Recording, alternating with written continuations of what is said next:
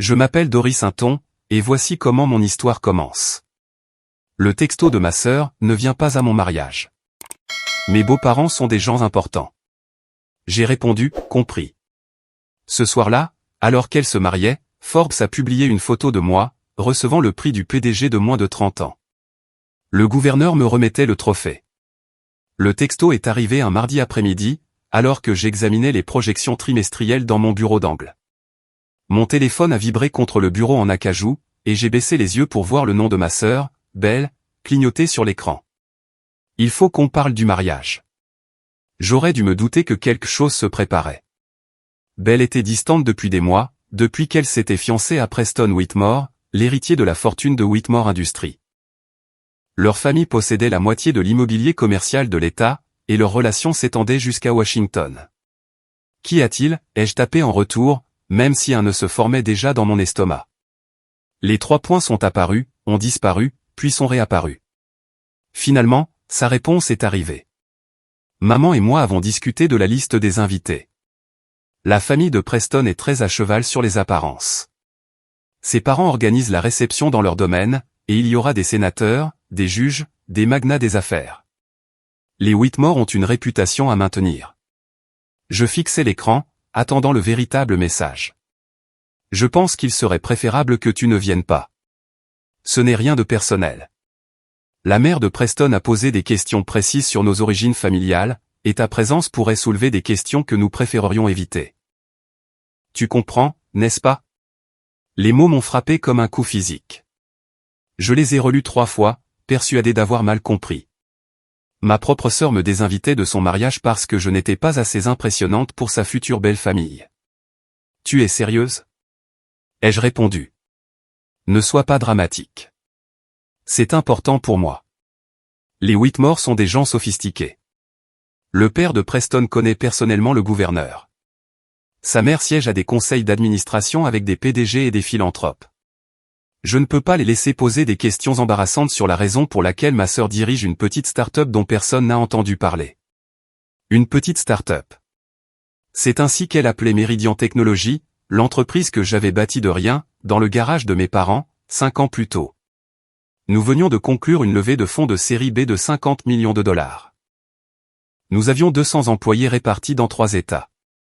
Le trimestre précédent, notre plateforme logistique basée sur l'IA avait révolutionné la gestion de la chaîne d'approvisionnement pour 17 entreprises du Fortune 500.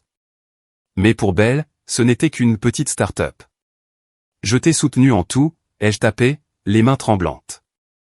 J'étais là quand Preston a fait sa demande. Je t'ai organisé une fête de fiançailles.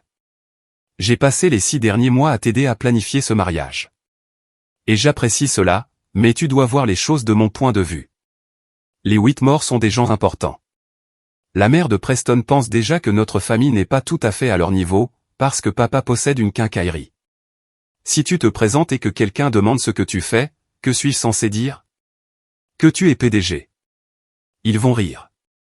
Tu as 28 ans, tu diriges une entreprise de technologie inconnue. Ça ne fera qu'embarrasser tout le monde.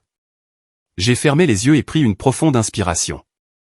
Mon père, Robert, possédait la quincaillerie Greenfield depuis 35 ans. Il nous avait payé, à Belle et à moi, nos études universitaires avec les bénéfices de ce magasin. Il avait travaillé 70 heures par semaine, manqué des dîners de famille, tout sacrifié pour nous donner des opportunités qu'il n'avait jamais eues. Et ma sœur avait honte de lui. Papa, c'est que tu penses ça? Ai-je demandé. Papa comprend. Maman le lui a expliqué. Ils sont tous les deux d'accord que c'est mieux ainsi. Le mariage est dans 3 semaines. S'il te plaît, ne rends pas les choses plus difficiles qu'elles ne le sont déjà. J'ai levé les yeux de mon téléphone pour trouver mon assistante, Tasha, debout dans l'encadrement de la porte, l'air inquiet. Tout va bien, Madame Hinton? A-t-elle demandé. Bien, ai-je menti. Juste des histoires de famille. Je me suis retourné vers mon téléphone et j'ai tapé un seul mot, compris. Puis j'ai posé le téléphone et je suis retourné au travail, parce que c'est ce que je faisais toujours lorsque les émotions menaçaient de me submerger. Je me suis enfoui sous les feuilles de calcul, les analyses de marché et les réunions de développement de produits. Mais cette nuit-là, seul dans mon appartement, je me suis permis de pleurer. J'ai pensé à toutes les fois où j'avais défendu Belle, lorsque nos parents s'inquiétaient qu'elle devienne trop matérialiste.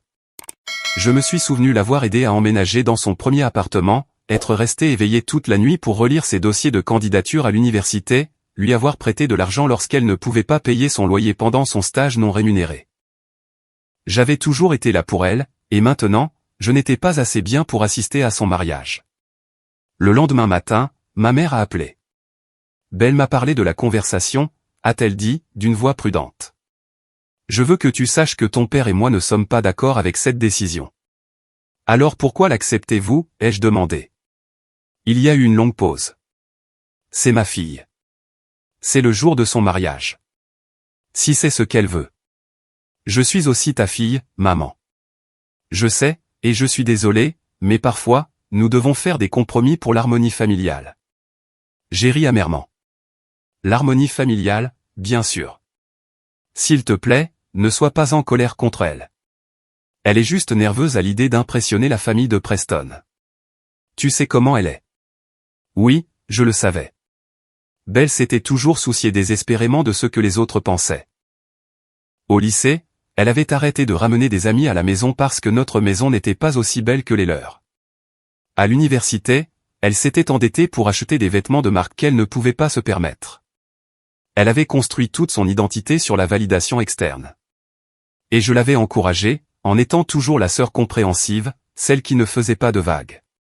Je dois y aller, maman, ai-je dit. J'ai une réunion. J'ai raccroché avant qu'elle ne puisse répondre. Les semaines qui ont suivi furent étranges. Belle a continué à m'envoyer des textos sur les détails du mariage comme si de rien n'était, me demandant mon avis sur les arrangements floraux et les plans de table, pour un mariage auquel je n'assisterai pas. J'ai répondu par des réponses brèves et polies. Mes parents ont appelé encore quelques fois, essayant d'arranger les choses. Je leur ai dit que j'allais bien, que je comprenais, que Belle devait avoir le mariage qu'elle voulait. Ils n'avaient aucune idée de ce qui se passait réellement, car 3 jours après que Belle m'ait désinvité, j'ai reçu un appel de Margaret Sutherland, directrice de l'initiative pour l'innovation en entreprise du gouverneur. J'avais soumis une candidature des mois plus tôt, à une époque où le prix semblait hors de portée.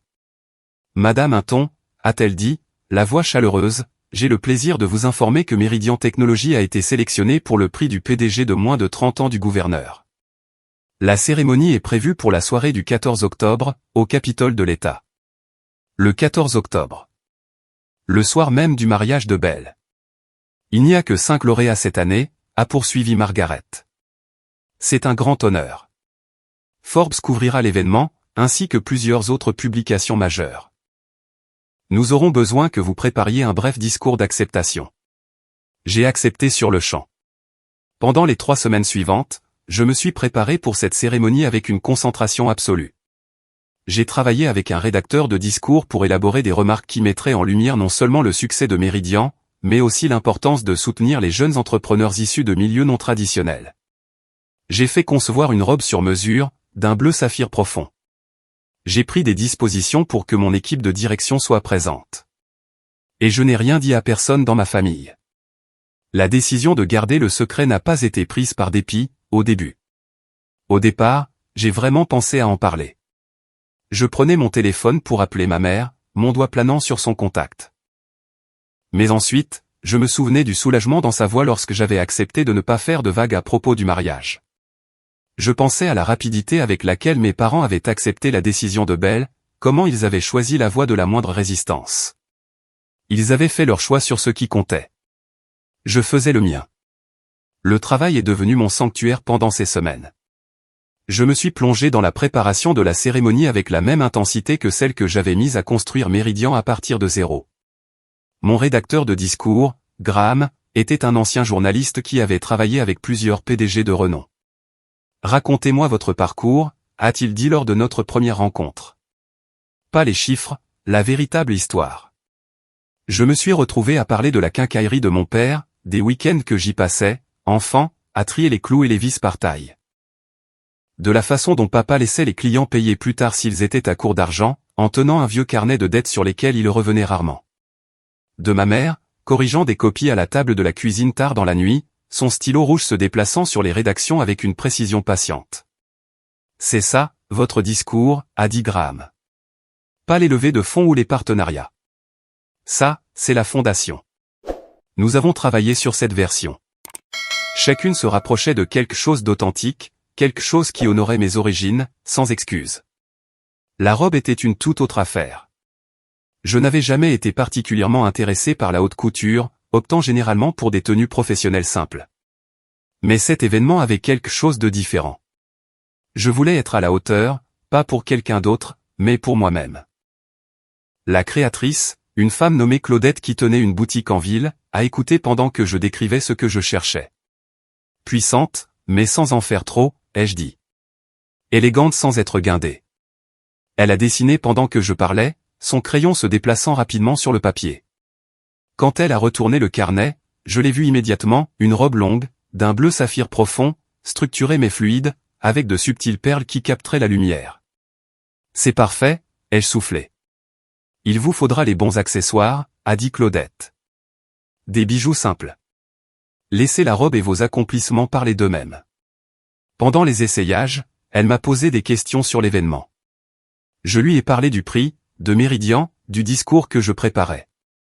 Votre famille doit être si fière, a-t-elle dit en épinglant l'ourlet. Ils le seraient, ai-je dit prudemment, s'ils étaient au courant. Elle a levé les yeux, une lueur de compréhension dans son regard. Mais elle n'a pas insisté, retournant simplement à son travail avec une discrétion professionnelle. Pendant ce temps, les préparatifs du mariage de Belle battaient leur plein. Elle avait engagé une organisatrice de mariage, une femme sévère nommée Véronica, qui envoyait des mises à jour quotidiennes par courriel à toute la famille. Les messages étaient épuisants de détails, la nuance exacte d'ivoire pour les nappes, la variété spécifique de rose pour les centres de table, le millésime de champagne pour le toast. Chaque courriel mettait en copie la mère de Preston, Constance Whitmore, qui répondait avec de subtiles corrections et des suggestions qui n'en étaient pas vraiment. Je pense que des roses crème rendraient mieux en photo que des blanches, écrivait-elle. La famille Whitmore a toujours préféré le champagne français, ma chère. Les vins nationaux sont charmants, mais peut-être pas pour une occasion de ce calibre. J'ai regardé Belle se perdre lentement dans ce processus. Chaque décision était filtrée à travers le prisme de ce que les Whitmore approuveraient. Quand je l'ai appelée en vidéo 2 semaines avant le mariage, elle avait l'air épuisée. La mère de Preston veut que nous reconsidérions l'orchestre, a-t-elle dit. Elle pense qu'un quatuor à cordes serait plus raffiné. Et toi, que veux-tu, ai-je demandé. Elle a cligné des yeux, comme si la question la déconcertait. Quoi? C'est ton mariage, Belle. Que veux-tu, toi? Je veux que ce soit parfait, a-t-elle dit. Je veux que la famille de Preston voie que je suis digne de faire partie de leur monde. L'appel s'est terminé peu après. Je suis resté assise dans mon appartement, à fixer mon téléphone, ressentant une profonde tristesse. Ma sœur avait toujours lutté avec son estime de soi, s'était toujours mesurée à des normes impossibles. Mais là, c'était différent. Elle s'effaçait complètement. Au travail, mon équipe avait commencé à poser des questions sur mon humeur. J'avais toujours été concentré, mais maintenant j'étais presque frénétique, restant tard chaque soir, arrivant avant l'aube. Patron, ça va, a demandé Tasha un soir, me trouvant encore à mon bureau à 20h. Vous êtes ici depuis 5h30 ce matin. Je prépare juste quelque chose d'important, ai-je dit. La remise des prix du gouverneur, a-t-elle demandé. J'ai levé les yeux brusquement. Comment savais-tu? Elle a souri. Je suis votre assistante. Je sais tout. Le bureau de Margaret Sutherland a appelé pour coordonner les détails. Je m'en suis occupé. Bien sûr qu'elle l'avait fait. Votre famille vient, n'est-ce pas, a-t-elle demandé. Pour vous soutenir. Je me suis retourné vers mon ordinateur. Ils ont d'autres projets ce soir-là. Tasha est restée silencieuse un moment. Tant pis pour eux, a-t-elle finalement dit. Mais l'équipe prévoit d'être là. Nous tous. Nous voulions que ce soit une surprise, mais je me suis dit que vous devriez le savoir. Vous aurez des gens pour vous soutenir. Des larmes me sont montées aux yeux de manière inattendue. Merci, Tasha. Vous avez construit quelque chose de réel ici, a-t-elle dit. Vous nous avez donné des emplois, des opportunités, la chance de faire partie de quelque chose d'innovant. Quoi que votre famille pense faire ce soir-là, ce ne sera pas plus important que ça. Après son départ, je me suis permis un moment de vulnérabilité. J'avais été tellement concentré sur le fait de faire mes preuves, de faire de Méridian quelque chose d'indéniable, que j'avais oublié la communauté que j'avais créée en chemin. Ces gens croyaient en ma vision. Ils avaient pris des risques pour rejoindre une start-up alors qu'ils auraient pu choisir des entreprises plus sûres et plus établies. Ils voyaient ma valeur, même si ma sœur ne la voyait pas. Le week-end avant le mariage, mon père a appelé et m'a demandé de le retrouver à la quincaillerie. C'était un dimanche, le seul jour de la semaine où il fermait plus tôt. Quand je suis arrivé, il était assis dans le petit bureau à l'arrière, entouré de décennies de reçus et de factures. « Assieds-toi, ma chérie », a-t-il dit, en désignant la vieille chaise en face de son bureau. Je me suis assise, me sentant soudainement redevenue une enfant, convoquée pour une discussion sérieuse. « Ta mère me dit que tu gères bien toute cette histoire de mariage », a-t-il commencé. « Elle dit que tu es très mature à propos de la décision de Belle. »« Je vais bien, papa. » Il a étudié mon visage avec ses yeux perspicaces qui avaient toujours vu à travers moi. « Tu ne vas pas bien ?» a-t-il dit. « Et tu n'as pas à aller bien. »« Papa, laisse-moi finir. » Il s'est penché en avant, ses mains usées par le travail jointes sur le bureau. J'ai beaucoup pensé à ce que Belle a dit, que notre famille n'était pas assez bien pour ces gens. Et j'ai pensé à ce que j'aurais dû dire à ce moment-là. Tu n'as pas besoin d'eux. Si, j'en ai besoin. Sa voix était ferme.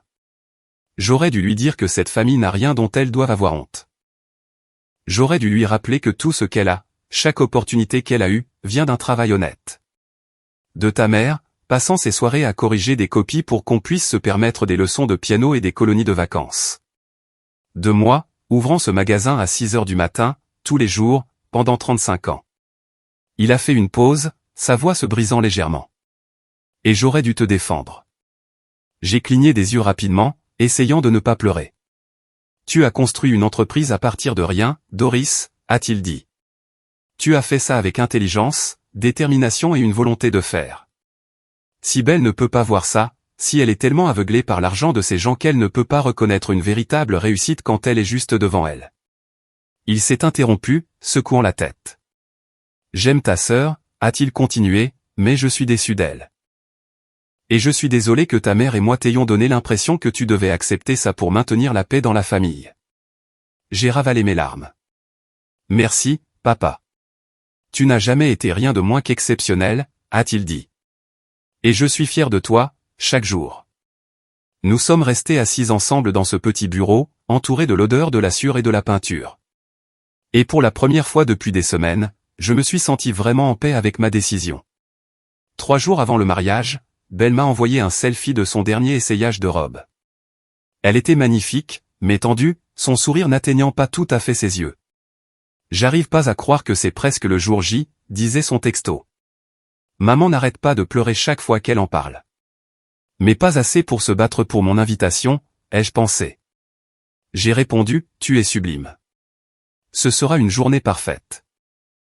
La famille de Preston avait loué tout le domaine de Rosewood pour le mariage, une vaste propriété qui accueillait habituellement des galas de charité pour l'élite de l'État. La liste des invités se lisait comme un bottin mondain de la politique et des affaires locales. 3 sénateurs d'État seraient présents. Un juge fédéral. Les PDG de 2 entreprises du Fortune 500. Belle m'avait envoyé la liste finale des invités des semaines auparavant, espérant peut-être que je serais impressionné, ou peut-être simplement incapable de résister à la partager. J'avais reconnu plusieurs noms de mes propres relations d'affaires.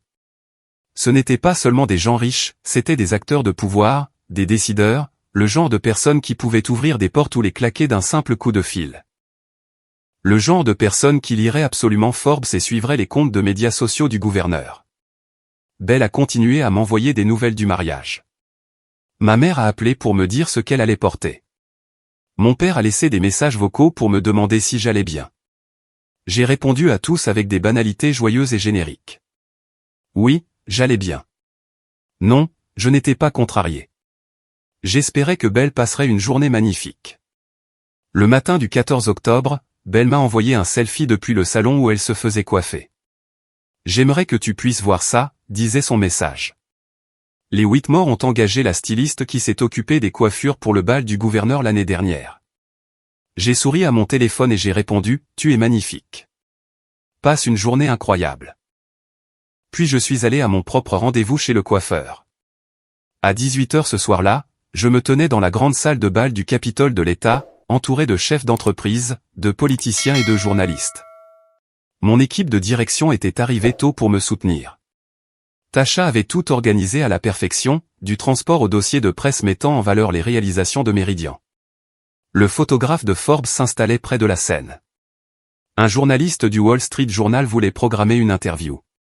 Les informations locales avaient 3 caméras positionnées dans la salle. Mon téléphone a vibré avec un texto de Belle. Elle avait envoyé une photo d'elle dans sa robe de mariée, entourée de ses demoiselles d'honneur, se préparant à remonter l'allée. J'aimerais que tu sois là pour voir ça. Non, elle ne le voulait pas. Elle l'avait rendu parfaitement clair. J'ai mis mon téléphone en silencieux et l'ai glissé dans ma pochette.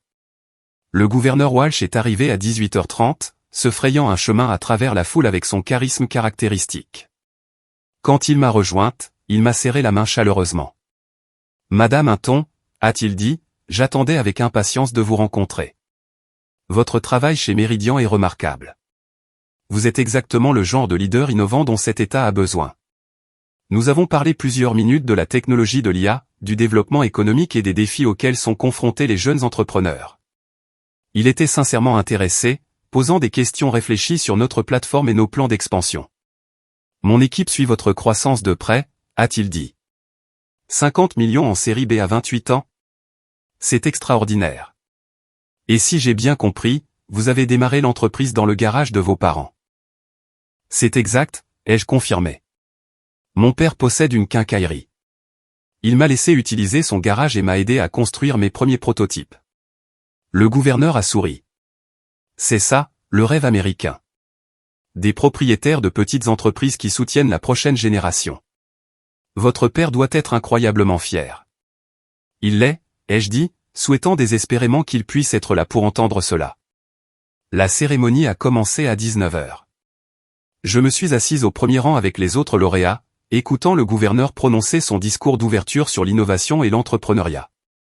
À peu près au même moment, à 300 km de là, Belle était probablement en train de prononcer ses vœux. Mon nom a été appelé en 3e. J'ai marché sur la scène, mes talons claquant contre le sol poli. Le gouverneur se tenait au pupitre, tenant un trophée en cristal gravé de mon nom et de celui de mon entreprise. Les flashs des appareils photo crépitaient à mon approche. J'ai le grand honneur, a déclaré le gouverneur Walsh, sa voix résonnant dans la salle de bal, de remettre le prix du PDG de moins de 30 ans du gouverneur à Madame Doris Hinton, fondatrice et PDG de Méridian Technologies. À seulement 28 ans, Madame Hinton a bâti une entreprise qui révolutionne la logistique et la gestion de la chaîne d'approvisionnement à travers le pays. Partant du garage de ses parents avec rien d'autre qu'une idée et de la détermination, elle a créé plus de 200 emplois et a noué des partenariats avec certaines des plus grandes entreprises américaines. Elle représente le meilleur de l'esprit d'entreprise et de l'innovation. Il s'est tourné vers moi et m'a tendu le trophée. Je l'ai accepté, sentant son poids dans mes mains. Les applaudissements furent assourdissants. Je me suis approché du micro, regardant la foule de personnes accomplies qui étaient venues célébrer des réussites comme la mienne. Le photographe de Forbes était accroupi au bord de la scène, son appareil photo pointé directement sur moi et le gouverneur. Merci, monsieur le gouverneur, et merci au comité de sélection, ai-je commencé. Ce prix signifie plus pour moi que je ne peux l'exprimer. Je veux le dédier à mon père, Robert Hinton, qui possède la quincaillerie Greenfield à Cedar Falls. Tout ce que je sais sur le travail acharné, l'intégrité et le service, je l'ai appris en le regardant gérer ce magasin pendant 35 ans. Il m'a donné l'espace pour rêver et les outils pour construire. Il m'a appris que le succès ne consiste pas à impressionner des gens importants, il s'agit de créer de la valeur, de résoudre des problèmes et de rester fidèle à ses principes. Ma voix s'est légèrement brisée sur ces mots, mais j'ai continué. À tous ceux qui viennent d'une famille de travailleurs manuels, qui n'ont pas de relation ou de fonds en fiducie, à qui on a déjà dit qu'ils n'étaient pas tout à fait assez bien pour la pièce où ils se trouvent, je vous vois. Vous avez votre place ici. Vos origines ne sont pas un handicap. C'est votre plus grande force. Les applaudissements quand j'ai terminé furent encore plus forts qu'auparavant. Le gouverneur Walsh m'a de nouveau serré la main, et nous avons posé pour des photos. Le photographe de Forbes a pris au moins 50 clichés sous différents angles. Le reste de la soirée s'est déroulé dans un tourbillon de conversations et de félicitations. Des chefs d'entreprise m'ont donné leurs cartes. Une société de capital risque voulait discuter d'un financement de série C. Le journaliste du Wall Street Journal a programmé cette interview pour la semaine suivante. À 21h30, j'ai vérifié mon téléphone pour la première fois depuis le début de la cérémonie. J'avais 47 notifications. La première venait de Forbes. Ils avaient posté une photo sur leur compte Instagram une heure plus tôt, moi et le gouverneur Walsh sur scène, lui me remettant le trophée, tous deux souriants. La légende disait, le gouverneur Walsh remet le prix du PDG de moins de 30 ans à Doris Hinton de Meridian Technologies. La fondatrice de 28 ans a démarré son entreprise, désormais évaluée à 150 millions de dollars, dans le garage de ses parents. Couverture complète demain. La publication avait déjà plus de 100 000 j'aime. Les commentaires étaient remplis de félicitations et d'admiration. Plusieurs personnes avaient identifié le compte de mon entreprise. Les publications spécialisées dans la technologie partageaient la photo. L'engagement était extraordinaire. L'équipe des médias sociaux de Forbes l'avait clairement beaucoup promu, et l'histoire d'une start-up de garage atteignant 150 millions de dollars était exactement le genre de récit qui résonnait en ligne. Et puis il y avait les textos. Le premier venait de ma colocataire d'université, OMG, je viens de te voir sur Forbes. Pourquoi tu ne m'as rien dit? Tu es magnifique. Puis de mon ancien professeur, félicitations. J'ai vu l'annonce du prix du gouverneur. Si fier de toi. Puis de mon cousin, je viens de voir ta photo avec le gouverneur. Les photos de mariage de Belle ne peuvent pas rivaliser avec ça. Lol. J'ai fait défiler plus bas. Ma tante avait envoyé un texto, Waouh, Doris, ta mère vient de me parler du prix. Pourquoi n'avons-nous pas été invités? Puis sont venus les messages que j'attendais. Ma mère, Doris. Ma chérie, quelqu'un vient de me montrer une publication Forbes avec toi et le gouverneur. Qu'est-ce que c'est? Pourquoi ne nous as-tu rien dit? Mon père, ma puce, je vois des photos de toi à une cérémonie de remise de prix. Je suis tellement confus. S'il te plaît, appelle-moi. Et enfin, Belle, qu'est-ce que? Doris, les gens à mon mariage regardent leur téléphone et me félicitent pour le prix de ma sœur. Quel prix? Que se passe-t-il? J'ai glissé le téléphone dans ma pochette sans répondre à aucun d'entre eux.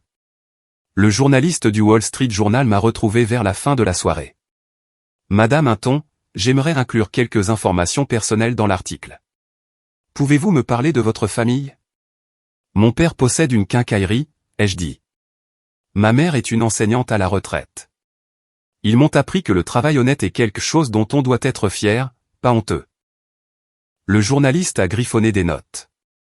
Et ils étaient ici ce soir pour vous soutenir? Malheureusement, non, ai-je dit. Ils avaient un autre engagement familial. Ce n'était pas tout à fait un mensonge. Je suis resté jusqu'à la toute fin de la réception, nouant des contacts et acceptant les félicitations. Quand je suis rentré chez moi, il était près de minuit. Mon téléphone avait été en silencieux toute la soirée, et quand je l'ai enfin vérifié, j'avais 147 notifications non lues. L'écran était rempli de textos, d'appels manqués et d'alertes de réseaux sociaux. Forbes avait publié un article complet avec plusieurs photos de la cérémonie. Le titre disait « D'une start-up de garage à un succès de 150 millions de dollars, rencontrer la PDG de 28 ans qui révolutionne la logistique ». L'article incluait la photo de moi et du gouverneur Walsh qui allait devenir emblématique, lui me remettant le trophée en cristal, tous deux éclairés par le lustre, ma robe saphir captant la lumière. En quelques heures, cette photo avait été partagée par toutes les principales publications économiques et agences de presse du pays. Au matin, elle avait été reprise par les médias nationaux. Les appels ont commencé à 7 heures du matin. Ma mère pleurait. Doris, pourquoi ne nous as-tu rien dit? Nous aurions été là. Ton père a le cœur brisé de l'avoir manqué. Vous étiez au mariage de Belle, ai-je dit calmement.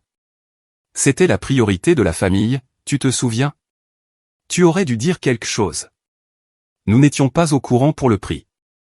Vous n'avez pas demandé, ai-je souligné. Vous avez supposé que je n'avais rien d'important de prévu ce jour-là. Ce n'est pas juste. Vous pensiez quoi, maman? Que mon travail n'était pas aussi important que le mariage mondain de Belle? Tu étais juste là quand elle m'a désinvité. Tu m'as dit d'être compréhensive. Alors, j'ai été compréhensive. J'ai compris que mes réussites n'importaient pas autant à cette famille que d'impressionner les Whitmore. Elle est restée silencieuse un long moment. Doris, comment était le mariage? Ai-je demandé. C'était magnifique, a-t-elle dit doucement. Mais tout le monde n'arrêtait pas de regarder son téléphone. Belle était furieuse. Les gens la félicitaient pour ta réussite au lieu de se concentrer sur sa journée. Bien. Le mot flottait dans l'air entre nous, non dit mais compris. Plusieurs invités ont demandé pourquoi tu n'étais pas là, a continué maman, la voix tendue. Des gens importants, Doris. Un sénateur d'État, des PDG. Ils avaient tous vu la publication de Forbes et voulaient savoir pourquoi la sœur accomplie de la mariée recevait un prix du gouverneur au lieu d'assister au mariage. Qu'est-ce que Belle leur a dit?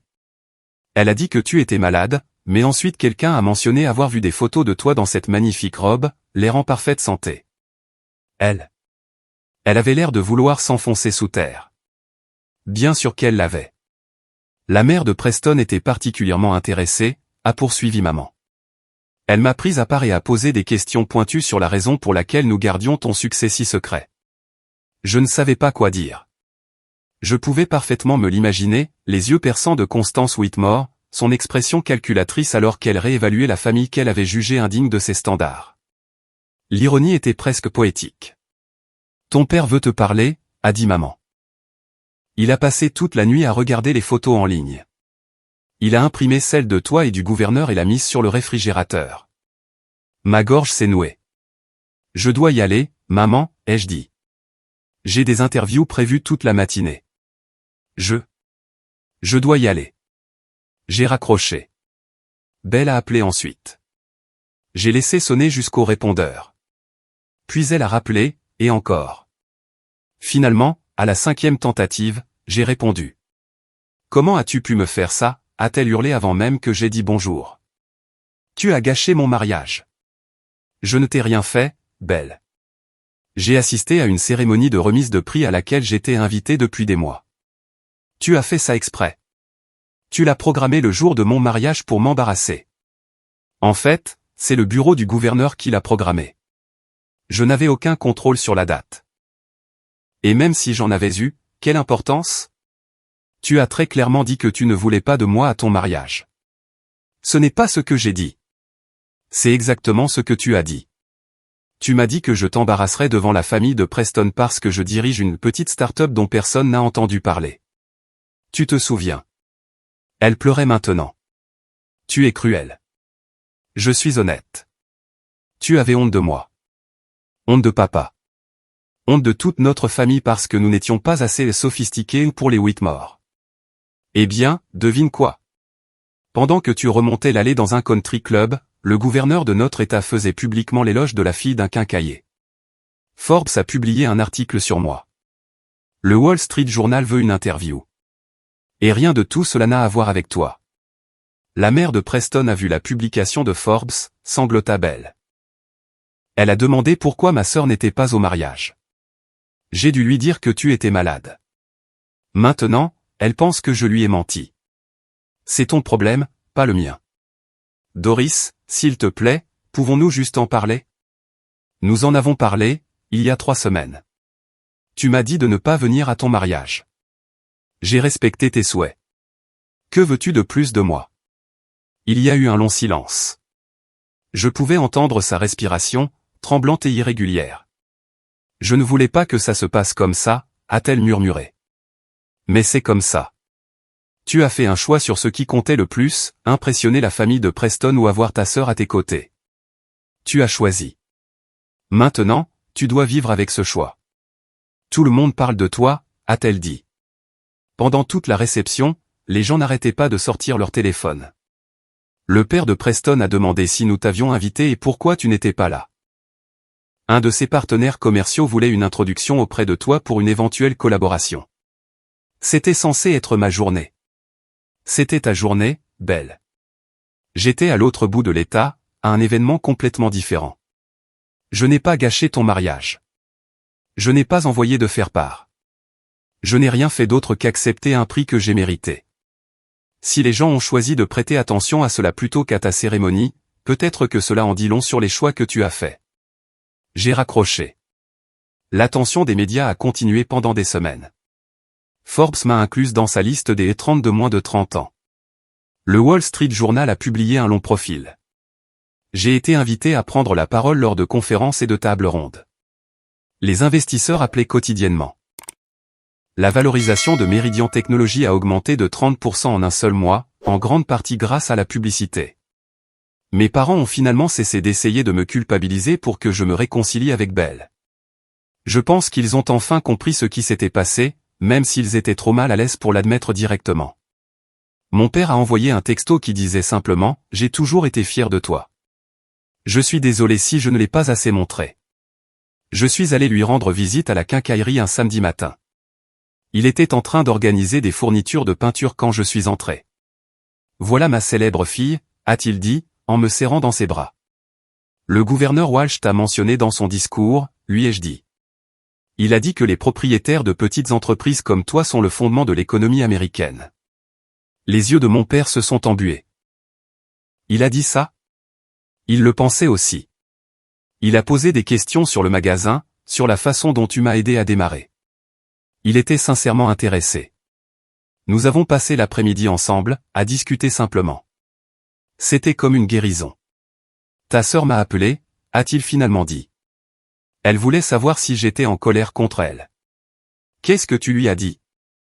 Je lui ai dit que je l'aimais, mais je lui ai aussi dit que ce qu'elle avait dit sur cette famille n'était pas acceptable.